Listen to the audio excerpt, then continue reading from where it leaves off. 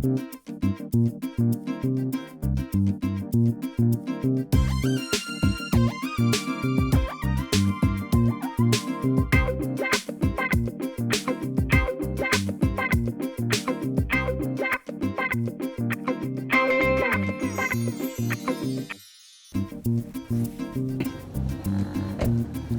वालेकुम नाज़रीन, मैं हूं ज़फ़र डोगर और आप देख रहे हैं प्रोग्राम आज 41 के साथ। आज हम आपकी मुलाकात करवा रहे हैं फैसलाबाद की एक जवां साल सियासी शख्सियत से, जिनका बैकग्राउंड तो कारोबारी है, मगर 2018 के इंतखाबात में उन्होंने पाकिस्तान तहरीक इंसाफ के प्लेटफार्म से सूबाई असम्बली का इलेक्शन लड़ा। अगरचे वो कामयाब ना हो सके, मगर उनकी सियासी जद्दोजहद का सफ़र जारी है। आपकी मुलाकात करवाते हैं चौधरी अदनान अनवर रहमानी से। आइए मिलते हैं।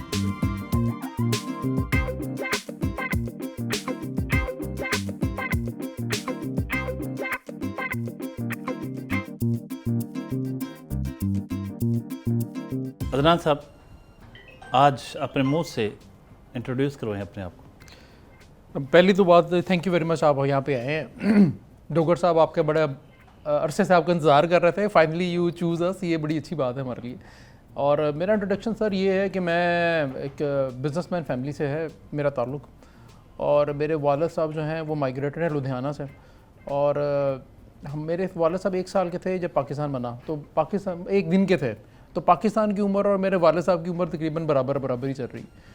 और हम लोगों ने बड़ी स्ट्रगल्स की इनिशियली जब हम पाकिस्तान में माइग्रेट करके यहाँ पे आए। आपको पता है बिज़नेस बैकग्राउंड वहाँ पे छोड़ के आना और यहाँ पे नए सिरे से रीबिल्ड करना एक बहुत बड़ा काम था। अल्हम्दुलिल्लाह ये है कि अपनी लाइफ टाइम के अंदर हमने वो जो हम टारगेट्स अपने बिज़नेस के थे वो हमने अचीव किए। आप भी इंडिया से उनके साथ ही आए थे? मैं डेफिनेटली नॉट। नहीं, आप वो उस जिद्दोजहद में भी अपने आप को शामिल कर रहे हैं ना जो उन्होंने की। अभी वो तो आपकी जिद्दोजहद तो अलग होगी ना। जी बिल्कुल, मेरी जद्दोजहद तो डेफिनेटली जी मेरी बर्थ के बाद ही है, और वो जो तकरीबन है वो 1980s की बात है। तो ये है। तो मेरी यहीं पैदा हुए इसी घर मैं में? फैसलाबाद में जी। फैसलाबाद। हाँ जी। तो कहाँ तक तालीम फिर हासिल? मैं ग्रेजुएट हूँ जी। मैंने ओ लेवल्स किया था आरबी बर्नॉल कॉलेज एबटाबाद से। आई.कॉम मैंने किया था Punjab college of commerce Faisalabad से। और उसके बाद जो ग्रेजुएशन है वो मैंने प्राइवेटली की, क्योंकि मेरी इंटरनेशनल ट्रैवलिंग शुरू हो गई थी, और मेरा इंटरनेशनल बिजनेस था, इंटरनेशनल ट्रेड में हम लोग हैं काम कर रहा है। तो उसमें इंटरनेशनल ट्रैवलिंग के अंदर ये था कि मेरा कंटिन्यूस क्लासेस लेने का वो जो सीन था वो तकरीबन ही ऑफ हो गया था। तो प्राइवेटली मैंने ग्रेजुएशन कंप्लीट की अपनी। हमारी इतलात के मुताबिक आपकी शादी हो चुकी है। जी आपकी इत्तला बिल्कुल दुरुस्त है। कितने बच्चे माशाल्लाह? मेरे जी 2 बेटे और 2 बेटियाँ। ये शादी कब हुई और कैसे हुई? आपका इसमें क्या रोल था? मेरा बेजन बस मेरा दूल्हा बनने का रोल था, इसके अलावा मेरा कोई रोल नहीं था।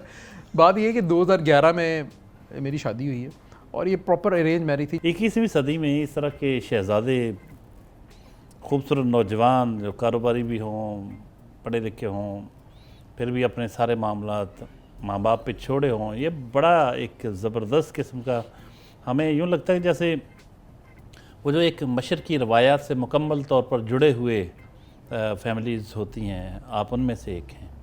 देखिए, मैं ये समझता हूँ कि आपको अपने पेरेंट्स पे ट्रस्ट करना चाहिए। अगर आप अपने पेरेंट्स पे ट्रस्ट करते हैं जिन्होंने अपनी ज़िंदगी गुजार दी। देखिए, एक मैट्रिमोनियल लाइफ जो मेरे वालिद साहब ने गुजारी, तो he must have a lot of experience in that. तो उन्होंने जो सोचा होगा मेरे लिए बेहतरीन सोचा होगा। मेरा तो इस बात पे मामला था। तो मैं हमारी बल्कि पूरी फैमिली की जो शादियाँ हुई हैं वो उन्हीं की गो पे हुई हैं। उन्होंने कहा येस, तो फिर इस येस। तो बाद में जो आपका वक्त गुजरा उसमें आपको कोई पछतावा तो नहीं हुआ, या आपने कहा, आपको लगा कि नहीं वालिदैन का फैसला बड़ा ज़बरदस्त था? मैं ये समझता हूँ मैं लक्की बंदा हूँ। मेरी बेगम मेरी बहुत मेरे से कोऑपरेट करती हैं, अंडरस्टैंडिंग है। तो लाइफ पार्टनर से बंदा क्या एक्सपेक्ट करता है कि यार वो आपको अंडरस्टैंड करे, वो आपके साथ कोऑपरेट करे और चीज़ों को लेके चले, जिस तरह का ज़माना चल रहा है उसी हिसाब से अपने को वो चलाए अपने आप को। This is the luckiest thing we have. She is also happy. वही बेहतर उनसे पूछने तो बेहतर है।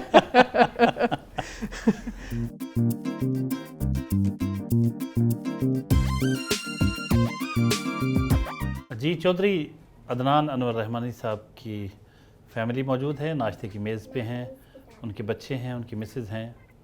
आज जानते हैं कि किस तरह की उनकी खाने पीने की आदत हैं, कितना खाते हैं, कब उठते हैं, और ये जो हर वक्त ये अपने लीडर के लिए और पीटीआई के लिए लड़ने मरने पे तुले होते हैं, इसकी क्या वजह है? इतने स्मार्ट हो कैसे गए हैं? क्या खाते हैं, क्या पीते हैं?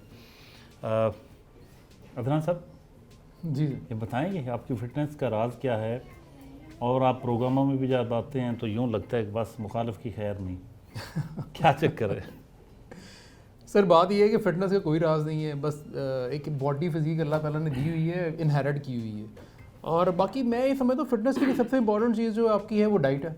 अगर आप अपनी डाइट पे कंट्रोल रखेंगे तो एवरीथिंग इज़ ऑलराइट। और थोड़ा सा एक एक्सरसाइज का या एक फिजिकल ट्रेनिंग का एक छोटा सा पोर्शन होना चाहिए, और वो बंदे को हेल्दी भी रखता है और एक्टिव भी रखता है और इमोशनली फिट भी रखता है। तो ये करते हैं आप एक्सरसाइज वगैरह? जी बिल्कुल करता हूँ, रोज़ करता हूँ। तो किस किस्म की होती है? मैं सुबह उठ के मॉर्निंग में कार्डियो करता हूँ जी, तकरीबन कोई आधे घंटे का, और मिनिमम आधा घंटा मेरी एक्सरसाइज होती है। उसके बाद फिर इवनिंग में मैं जिम चला जाता हूँ। ये 2 काम तो मेरे कंफर्म है। मीन टाइम खाना पीना जो है वो मैं ये कोशिश ही करता हूँ लेट नाइट खाना ना खाऊं, और जो कुछ भी खाना है आपको पता है जब आप लोगों से ज़्यादा मिल रहे होते हैं तो कोल्ड ड्रिंक्स और चाय और खाने और वो सारी चीज़ें चलती हैं, लेकिन मैं ये कोशिश करता हूँ 9 बजे से पहले पहले खाना खा लूँ। तो ये मैं समझता इम्पॉर्टेंट है। वैसे खाते क्या हैं? मुझे जी देसी खाने भी पसंद है और वेस्टर्न खाने भी पसंद है। नाश्ते में क्या लेते हैं? नाश्ते में मेरा तो बहुत सिंपल नाश्ता है जी। मैं आजकल तो किशमिश बादाम खा रहा हूँ, साथ में किशमिश खा रहा हूँ, चाय का एक कप पी रहा हूँ। मेरा ये नाश्ता है जी। नाश्ता वगैरह खुद बना लेते हैं? नहीं जी कभी नहीं। अच्छा, ये काम बेगम के स्कूल किया हुआ? जी बिल्कुल। ये कह अच्छा, रहे बाहर जब आप बाहर भी कभी गए हैं या रहे हैं कुछ अर्सा? मेरी स्टडी है आर्मी बर्नवाल कॉलेज अहमदाबाद की, तो हॉस्टल में मैं तकरीबन 2.5 साल रहा हूँ। और तो मैस में से मिल जाता होगा ना? तो वहाँ पे तो प्रॉपर मैस है। हाँ वहाँ पे प्रॉपर मैस है। और इंटरनेशनल जब ट्रैवलिंग होती है तो होटल्स में स्टे होता है, तो वहाँ पे सुबह का ब्रेकफास्ट और फिर सारे होस्ट आपके होते हैं। तो कभी ज़रूरत महसूस हुई नहीं कि मुझे खुद भी कुकिंग करनी चाहिए।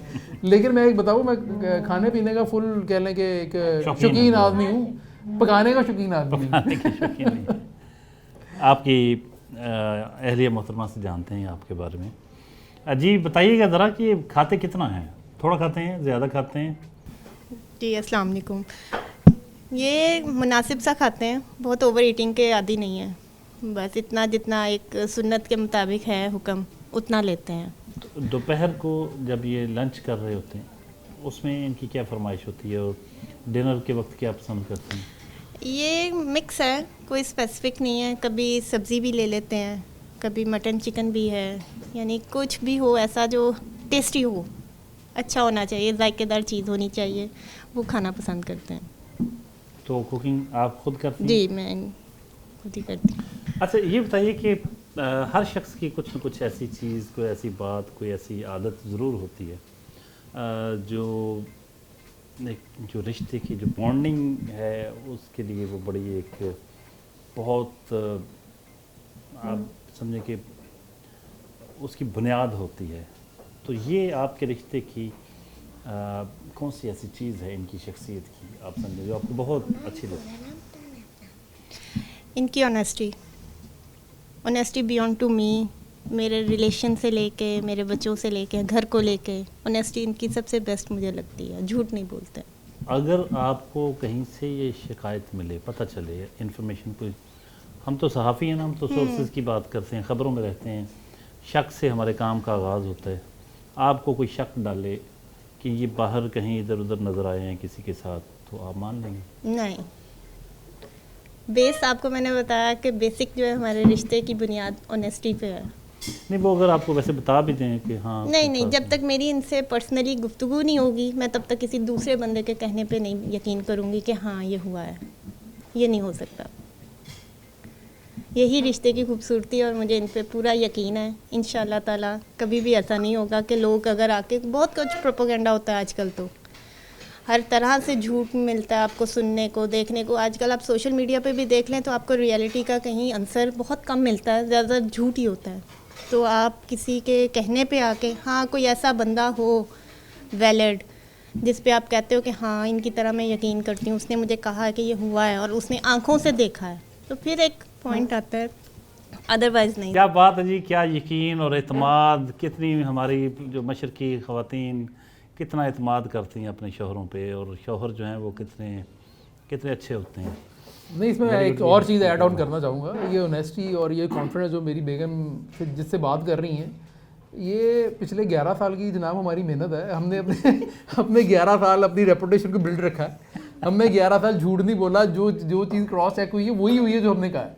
तो this is the most important thing. मेरा ये बिलीव कि मैं जहाँ तक अब ये तो है एक जोक वाली बात, लेकिन जो ऑनेस्टी है, मैं आपको ऑनेस्टली बताऊँ, जब मेरी शादी हुई तो मैंने एक चीज़ पे मैंने ना फोकस किया, वो ये था कि यार जो आपका लाइफ पार्टनर है, अगर आप उसका कॉन्फिडेंस बिल्ड नहीं करते, अगर आप उसको झूठ बोलते हैं, उससे धोखेबाजी करते हैं, तो आप हर मामले में हर बंदे से झूठ और धोखेबाजी कर सकते हैं। बच्चों के बारे में ज़रा खुद ही बता दें, या खुद ये हमें बताएंगे कौन सी क्लास में पढ़ते हैं? जी बेटे, क्या नाम है आपका? अस्सलाम वालेकुम, मेरा नाम जुनैद अदनान है। कौन सी क्लास में पढ़ते हैं? मैं क्लास 4 में पढ़ता हूँ। कौन सा स्कूल? City school. गुड। क्या बनना है बड़े होके? कंपनी को आगे बढ़ाना है। अरे वाह, बिजनेसमैन बनेंगे जी, अपनी कंपनी को आगे बढ़ाएंगे, अपना बिजनेस करेंगे, नौकरी लेंगे नहीं देंगे। गुड, ऐसा ये है मुस्तकबिल हमारा पाकिस्तान का इंशाल्लाह। बेटे, पापा कैसे हैं? वैसे मेरे बच्चे कहते होते हैं कि ये क्या सवाल करते हैं, पापा के बारे में कुछ बताएं, लेकिन बहरहाल बेटे पूछना तो पड़ता है ना कि पापा कैसे हैं। कैसे हैं वैसे? क्या चीज़ अच्छी लगती है? डांट इनकी? डांटते तो नहीं है। अच्छा, ले जाते गई। अच्छा, घुमाते फिराते भी हैं, सैर सपाटा कराते हैं। Very good. यार खुल के बोलो ना, कहाँ तक फिर के आए हो? कभी नहीं। कभी नहीं बता। देखिए जी, बच्चों को टाइम दें, जैसे अदनान साहब देते हैं। ये ऐसे सारी उम्र पैसा कमाते कमाते गुजारते, इधर उधर घूमते रहते हैं, कभी बच्चों को भी फैमिली को टाइम दें। मैंने अदनान साहब बहुत एक टाइम दिन देते डेडिकेट किया जी अपनी फैमिली के लिए। संडे को मैं कोई काम नहीं करता। I give 100% to my family. पूरा दिन मैं अपनी फैमिली के साथ होता हूँ, बच्चों के साथ होता हूँ। हैं। आपका नाम बेटे? माहा। माहा। कौन सी क्लास में पढ़ती? तीसरी। तीसरी क्लास में। गुड। तो पापा कैसे हैं? अच्छे हैं। अच्छे हैं, काफ़ी अच्छे हैं। डांट कहाँ से पड़ती है आप? मामा से या पापा से? मामा से। किन बातों पे? ज़्यादा से ज़्यादा चीज़ी खाने पे। अच्छा, हाँ, वो कहते हैं वो ठीक नहीं है सेहत के लिए बहुत ज़्यादा। अच्छा, एक चीज़ बताएं बच्चों, ये जो डांट आपको पड़ती है, आपने कभी देखा कि आपके मामा जब आपको डांटती हैं तो किसी बात पे आपके पापा को भी डांट देती हो, है ना? और बता दिया बच्ची ने सर। पापा को डांट किस चीज़ पे पड़ती है आपकी मामा से? भाई बड़ी ज़बरदस्त बात बताई है, लेकिन पता तो चले ना बात क्या है, किन बातों पे डांट? लेट आने पे? हाँ, अक्सर इन्हीं बातों पे पड़ती है। My name is Fatma माशाल्लाह माशाल्लाह, कितना प्यारा नाम है। and I am in 1 very good, very good. Okay. शाबाश शाबाश। city school. I am. Good good good. चलें जी, वो गोल मटोल मेरे जैसा बच्चा है, उससे हाशिम बात भाई, करेंगे। हाशिम आओ भाई। ये भाई, हाशिम को माइक दो। हाशिम, क्या नाम है भैया आपका? देखिए जी, हमें उसकी स्माइल मिल रही है, यही बहुत बात है। कितना प्यारा लग रहा है।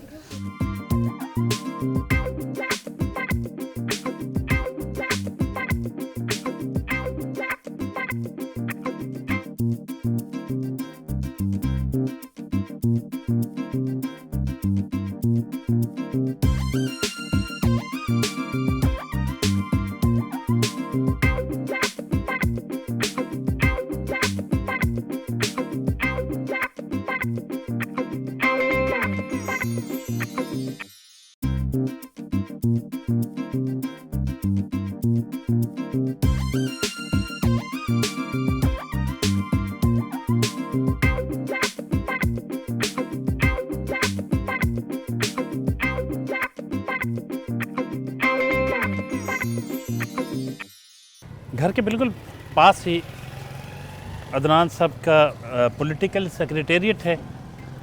अपने पॉलिटिकल सेक्रेटेरिएट रोज़ाना बैठते हैं, लोगों के मसाइल सुनते हैं और अपनी इस्तात के मुताबिक उन्हें हल करवाने की कोशिश करते हैं।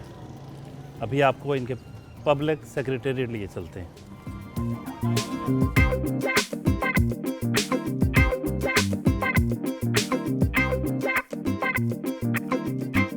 पब्लिक सेक्रेटेरिएट में मौजूद हैं अदनान साहब के दोस्त अहबाब, इनके सपोर्टर्स, इनके वर्कर्स कह लें, कुछ भी कह लें, इनके लिए जो सियासी तौर पर इनकी बहुत बड़ी जो सपोर्ट है, ताकत है, वो अहबाब मौजूद हैं। कुछ उनकी भी सुनते हैं कि वो किस तरह से देखते हैं अदनान अनवर रहमानी साहब की खिदमात को, इनके रोल को, और जो 2018 के इलेक्शन में मामूली मार्जिन से लूज़ कर गए थे अदनान साहब, नेक्स्ट आइंदा आम जो इंतखाबात होने वाले हैं उसमें क्या इनको रोल, क्या स्कोप नज़र आ रहा है? मेरा नाम अदील शहजाद है और अदनान साहब मेरे बहुत अच्छे बड़े भाई भी हैं, कुलीग भी हैं, और हमारे इलाके में भी माशाल्लाह बहुत अच्छा इनका किरदार रहा है। और सियासी तौर पे पहले तो देखें जी, हम तो 2500 वोट से हारे 2018 में, लेकिन अब इंशाल्लाह हमारी पूरी कोशिश है कि हम इसको विन करेंगे इंशाल्लाह। और इलाके में बहुत से मसाइल हैं वो हल भी करवा रहे हैं, टाइम भी दे रहे हैं। रिजवान भट्ट मेरा नाम है जी, मैं एक्स सिटी सदर हूँ लेबर विंग का।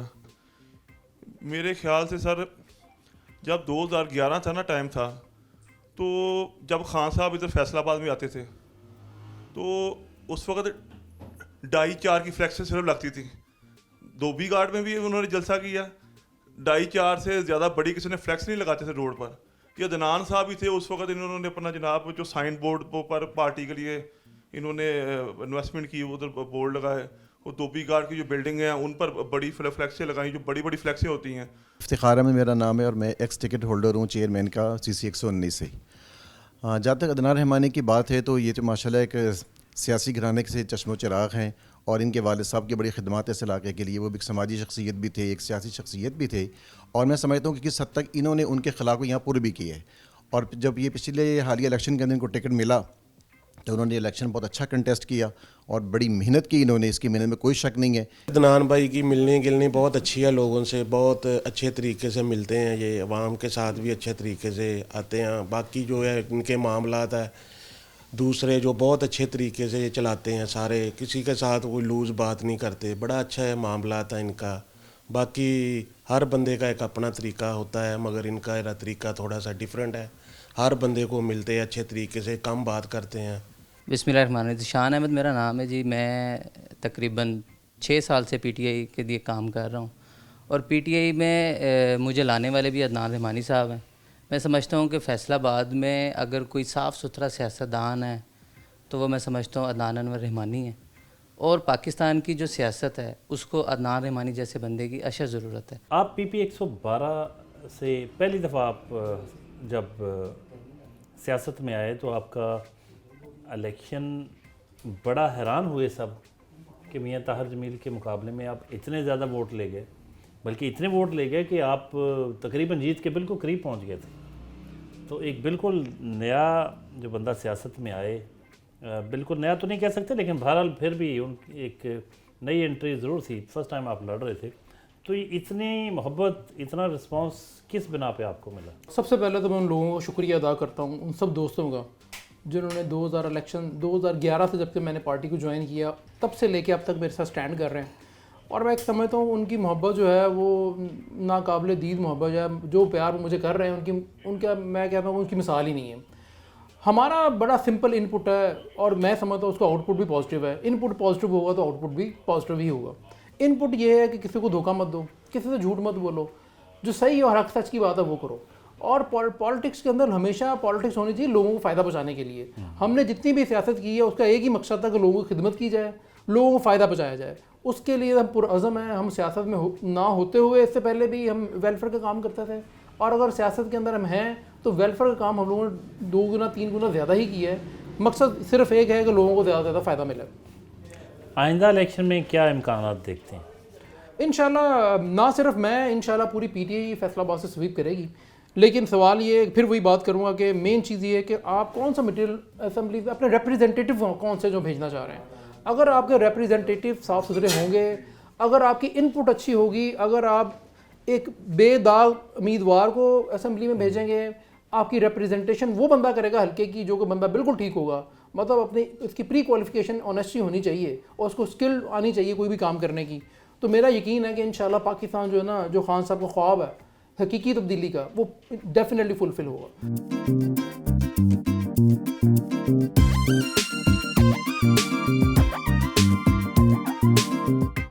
अब तो सियासत पैसे का खेल बनकर रह गया है। आम आदमी के लिए इलेक्शन लड़ना ही मुमकिन नहीं रहा। हैं कहीं कहीं खाल खाल कोई नज़र आ जाते हैं। तो सियासत में इतना अमल दखल पैसे का, इसको आप दुरुस्त समझते हैं? सर हमारी सोसाइटी जो है वो एक आम मोटरसाइकिल पर बंदा जा रहा होता है, उसको आई डोंट नो उनके अंदर क्या जेलसी है, क्या प्रॉब्लम है, क्या मसला है कि वो उसको एक्सेप्ट नहीं करते। वो कहते हैं हमारे जैसे ही बंदा। हमारी सोसाइटी में ये बड़ा अनफॉर्चुनेट है कि जेन्युइन लोग जो एक अच्छा नज़रिया रखते हैं, जो लोग एक अच्छी सोच रखते हैं, जो स्किल्ड बंदे हैं, और अगर उनके पास पैसा नहीं है तो सियासत के अंदर पेनिट्रेट करना ऑलमोस्ट इम्पॉसिबल है पाकिस्तानी सोसाइटी के अंदर। बहुत मुश्किल काम है और ये होना चाहिए कि पाकिस्तान के अंदर पैसे का अमल दखल सियासत में बिल्कुल ही ख़त्म होना चाहिए। BC टावर पहुँचे हैं। GC यूनिवर्सिटी के बिलमुकाबल वाक़या ये BC टावर ना सिर्फ इनकी मलकियत है बल्कि यहाँ इनका बिज़नेस ऑफिस भी है। आइए आपको इनके बिज़नेस ऑफिस लिए चलूँ।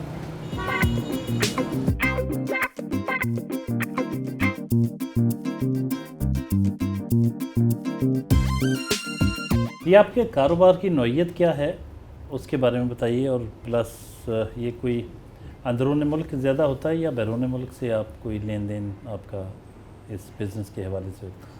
देखिए हम पिछले तकरीबन कोई 30 सालों से हम लोग टेक्सटाइल सेक्टर के साथ एसोसिएटेड हैं, और पाकिस्तान में जो बिज़नेसेस हैं वो टेक्सटाइल सेक्टर के वो आफ्टर एवरी 5 ईयर्स वो नए से नए डेवलप होते रहते हैं, उनमें नई से नई जिद्दत आती रहती है।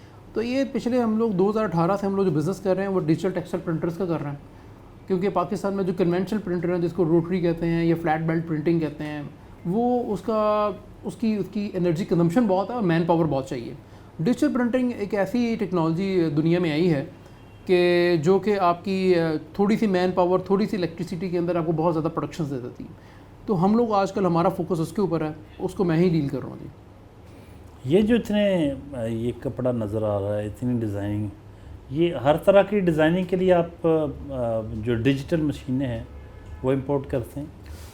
बेसिकली आप ग्रे फैब्रिक कह लें, कोरा कपड़ा, उसके ऊपर आप जो मर्ज़ी कलर डाल दें। ये समझें कि एक नॉर्मल जैसे एक डेस्कटॉप प्रिंटर है, ये सिमिलर वही टेक्नोलॉजी है। तो डेस्कटॉप प्रिंटर के ऊपर जो मर्ज़ी डाल लें, जो मर्ज़ी प्रिंट कर लें, सिमिलरली ये काम हो रहा है इसके ऊपर। और ये पाकिस्तान के अंदर ये ना सिर्फ लोकल जो यहाँ पर डोमेस्टिक फैब्रिक जो यहाँ पे जो ख़वातीन पहनती हैं, सूट पहनती हैं, उसके ऊपर हो रहा है, बल्कि ये बेडशीट्स जो है ये भी इसके ऊपर डिजिटल टेक्सटाइल प्रिंटर्स के अंदर जा रही हैं। उसमें आप 3D प्रिंटिंग कर सकते हैं। आजकल बहुत मतलब फॉर एग्जांपल कार्टून कैरेक्टर्स हैं वो उसके ऊपर प्रिंट हो जाते हैं। तो ये काम हो रहा है, बहुत ज़्यादा इसमें जिद्दत है इस वक्त। कितना वक्त देते हैं अपने बिज़नेस को? बिज़नेस को जी डेली 5 घंटे। अपना बिज़नेस का फ्यूचर आपके जो इंडिविजुअल्स हैं वो क्या हैं? और पॉलिटिक्स में तो ज़ाहिर है आप आगे बढ़ने के लिए आप दोबारा से इलेक्शन लड़ेंगे, तो बिज़नेस में क्या इरादे हैं आगे? देखिए कुछ टारगेट्स हम लोगों ने सेट किए थे 2018 में, वो अल्हम्दुलिल्लाह हमने अचीव किए, और इस वक्त हमारे 2-3 टारगेट्स और हैं, वो ऑन द कोर्स हैं कि हम लोग उसको इंशाल्लाह 2023 में उसको कंप्लीट कर लेंगे।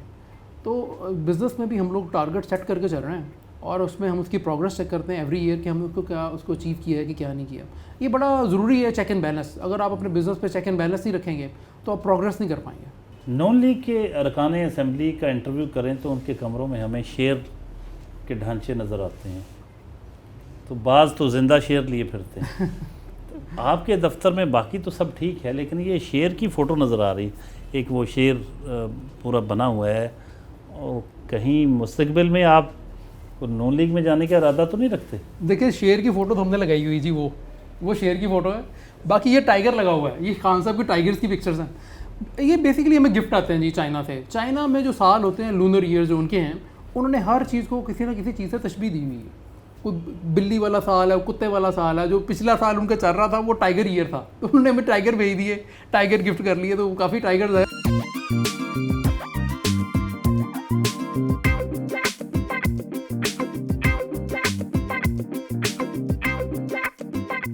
अच्छा, एक तो आपको अपनी पार्टी से, अपने नज़रियात से, अपने कायद से इश्क है, कोई दूसरा इश्क भी कभी किया? मौका नहीं मिला जी दूसरा इश्क करने का। अब जन्नत में जा करेंगे इंशाल्लाह। अब ये है कि देखिए, मैं जैसे आपको मैंने बताया कि मैं 16 साल का था जब मैं इंटरनेशनल ट्रेडिंग मैंने बाकायदा तौर पे इंटरनेशनल कॉरेस्पॉन्डेंस मैंने शुरू कर दी थी। 18 साल की उम्र में जब जो एज होती है अब 18 से 24-25 साल, तो वो सारा टाइम जो मैंने स्पेंड किया है वो सारा का सारा अपने बिज़नेस डेवलपमेंट में स्पेंड कर दिया, अपनी फैमिली को, अपने आप को एक फाइनेंशियल सिक्योरिटी देने में स्पेंड कर दिया। तो मेरी वो एफ़र्ट तो सारी उस तरफ ही रही है, तो वो टाइम नहीं मिल सका कि हम लोग कोई इश्क मुशुकी वाला भी काम शुरू कर सके अनफॉर्चुनेटली। पीटीआई के चेयरमैन इमरान खान के लॉन्ग मार्च पर फायरिंग और कातलाना हमले के ख़िलाफ़ ज़िला कौंसिल चौक में बहुत बड़ा एहतजाज हो रहा है। उस एहतजाज में शिरकत करने के लिए, अपना एहतजाज रिकॉर्ड करवाने के लिए उस एहतजाज में पार्टिसिपेट कर रहे हैं। आइए आपको लीजिए।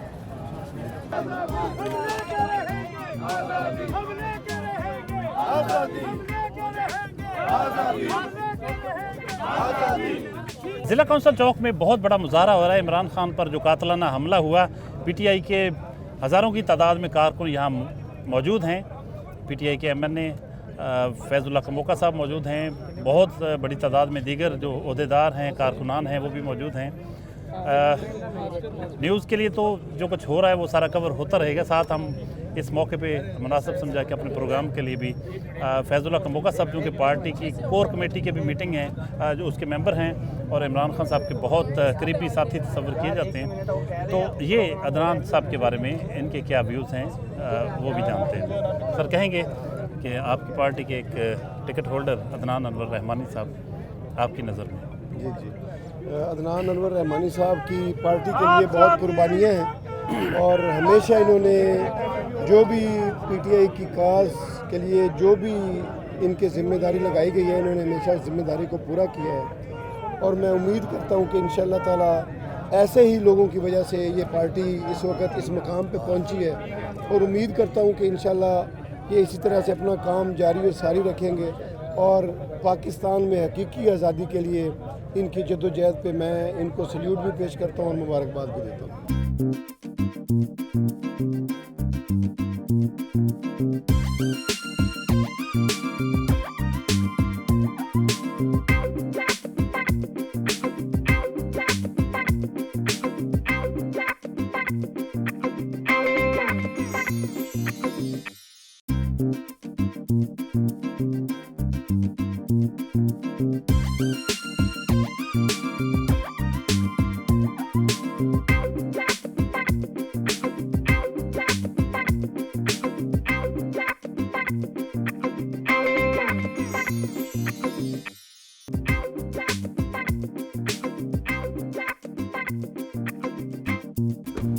अपने हलके के लोगों को साफ़ सुथरा पानी पीने के लिए फ़राहम करना, ये भी इनकी तरजीहात में शामिल था। एक वाटर फिल्ट्रेशन प्लांट है जो मिनरल वाटर का प्लांट है बेसिकली, वो एक अपने इलाके में वो कर रहे हैं, लोगों को पानी पिला रहे हैं साफ़ सुथरा, लेकिन उसका आज एक बाज़ाब्ता इफ्तिताह है। आइए आपको ले चलें।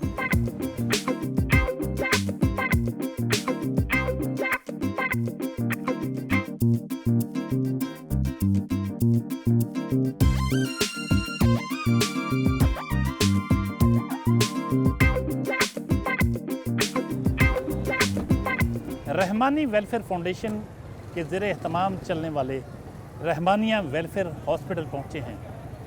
अदनान अनवर रहमानी साहब इसके मेन डोनर हैं। आइए हॉस्पिटल देखते हैं।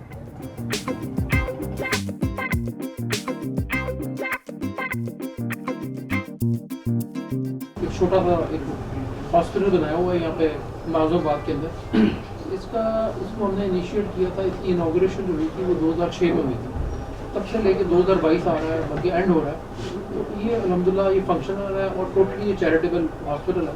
इसके अंदर गायनी की डॉक्टर्स हैं, उसके अलावा यहाँ पे वज़ाइयत के डॉक्टर्स हैं, आई स्पेशलिस्ट है, यहाँ पे डिफरेंट आई कैंप्स लगते हैं, हम लोग आई के ट्रीटमेंट यहाँ पे कर रहे हैं।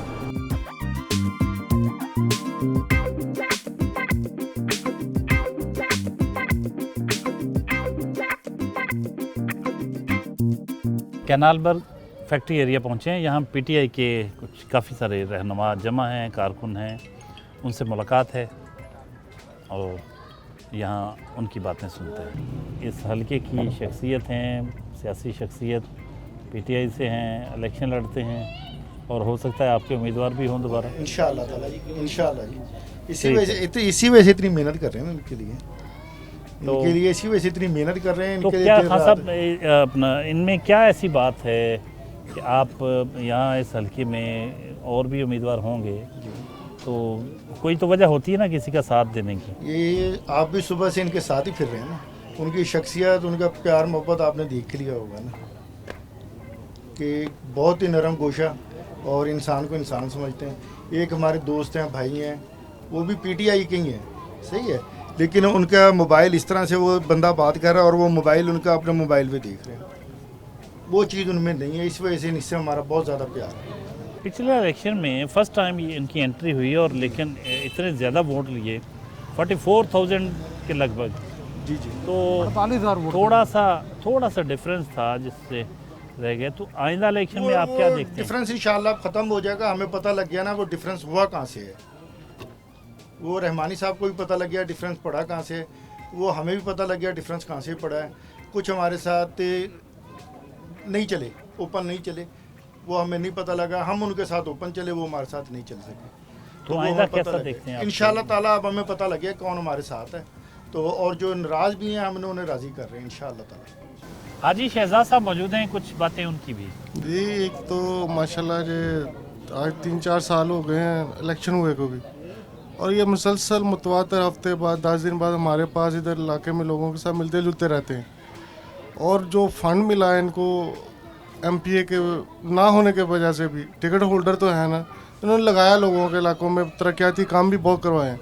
लोगों को महसूस हुआ कि एमपीए ना होने की वजह से लोगों के काम करवा, जब होगा तो फिर कैसा होगा हाल। तो इंशाल्लाह ताला हमारा तो हम तो दिलो जान के साथ इनके साथ हैं, और वैसे भी ये बड़े बड़े मेहनती हैं, अपने काम से काम रखते हैं, लोगों के साथ मिलजुल के रहते हैं। राशिद अख्तर साहब, इनको थिंक टैंक कहा जाता है जी पार्टी का, इस हल्के का। ज़ाहिर है कोई मैनेजमेंट करते होंगे, कोई अच्छे मशवरे देते होंगे, कुछ बातें उनकी भी हो जाएं। राशिद साहब, किस तरह से देखते हैं अदनान अनवर रहमानी साहब की पॉलिटिक्स को, उनकी शख्सियत को? माशाल्लाह बहुत अच्छी शख्सियत है, और सबसे बड़ी बात यह कि इनका कोऑर्डिनेशन बहुत अच्छा है सबके साथ, और इलाके के अंदर मुस्तकिल तौर पर चक्कर लगाना, लोगों से मिलना, उनके मसाइल सुनना। वीकली मकसद है इनका, वीकली नहीं तो मकसद 8-10 दिन या 12 दिन के अंदर इनका जो है ना टूर रहता है यहाँ पर। आप अपनी अब तक की लाइफ से मुतमिन हैं या कोई रिग्रेट है गुजरी हुई लाइफ पे? मेरा ये मानना है जो बीत गया वो गुजर गया, और आगे बंदे को आगे देखना चाहिए। अगर पीछे बंदा देखता रहेगा अपनी महरूमियों को या अपनी गलतियों को देखता रहेगा तो वो हमेशा फ्रस्ट्रेशन का शिकार रहेगा। हाँ, जो अपने गलतियाँ पास्ट में की हैं उससे बंदे को लर्न करना चाहिए, सीखना चाहिए, और फ्यूचर के लिए उसको वही जो लर्निंग प्रोसेस है उसको यूटिलाइज़ करना चाहिए ताकि आप वही गलतियाँ दोबारा रिपीट ना करें। ज़िंदगी के हवाले से आपका क्या मानना है? क्या आपका कोई नज़रिया है ख़ास, या बस गुजर रही है, ख़त्म हो जाएगी? ऐसा नहीं है। अल्लाह ताला ने ज़िंदगी आपको एक बार दी है, तो आपको कुछ ना कुछ करना चाहिए इस लाइफ के अंदर। आपने दोबारा पैदा नहीं होना, एक बार ही पैदा हुए आप, तो उसके अंदर आप मेरा तो मिशन ये है कि जैसा कि मैंने आपको बताया, नबी पाक सल्लल्लाहु अलैहि वसल्लम की हदीस है कि तुम में से बेहतर बंदा वो है जो लोगों के लिए बेहतर है। तो हमारा तो ये मिशन है कि हम लोग कुछ लोगों के लिए कर सकें, तो हमारी इनपुट उस मामले में बहुत अच्छी होनी चाहिए। और ज़िंदगी बड़ी खूबसूरत है जी, ज़िंदगी बहुत खूबसूरत है, और ज़िंदगी को कॉम्प्लेक्स भी हम ही बनाते हैं और उसको बदसूरत भी हम लोग ही बनाते हैं। अल्लाह ताला ने तो इसको बड़ा सिंप्लीफाई रखा है, और आप चलते रहें उसी के मुताबिक, तो ज़िंदगी बड़ी मुतमईन भी रहेगी और उसकी खूबसूरती भी आप पे उतनी ही ज़्यादा बढ़ती रहेगी जिस तरह गुजरती रहेगी। लाल महल चौक में पहुँचे हैं जहाँ पीटीआई के कारकुनों ने अदनान साहब के एजाज़ में चाय का एहतमाम किया है।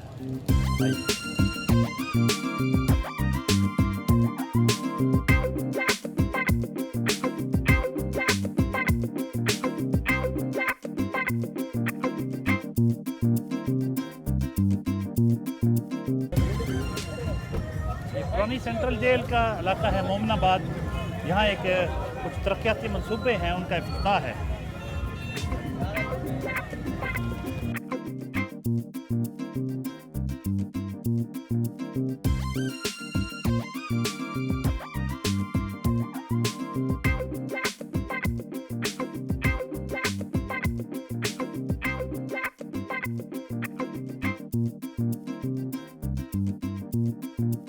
अपने हलके में एक सियासी कारकुन के वालिद मोहतरम की वफ़ात पर ताज़ियत करने के लिए पहुँचे हैं।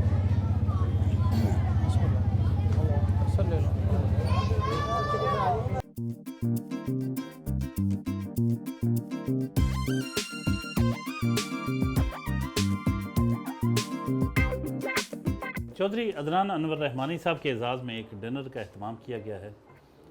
इस डिनर में काफ़ी सारे कारकुन मौजूद हैं और यहाँ इस हलके में उनका कहना है कि मैं अक्सर आता रहता हूँ अपने हलके में और इन कारकुनों से मेरा मुस्तकिल इन दोस्तों से मिलना रहता है। और आज का जो नशिस्त है आज की और आज का जो खाने का अहतमाम किया गया ये भी एक मामूल की बात है। आइए कुछ यहाँ मनाज़र देखते हैं।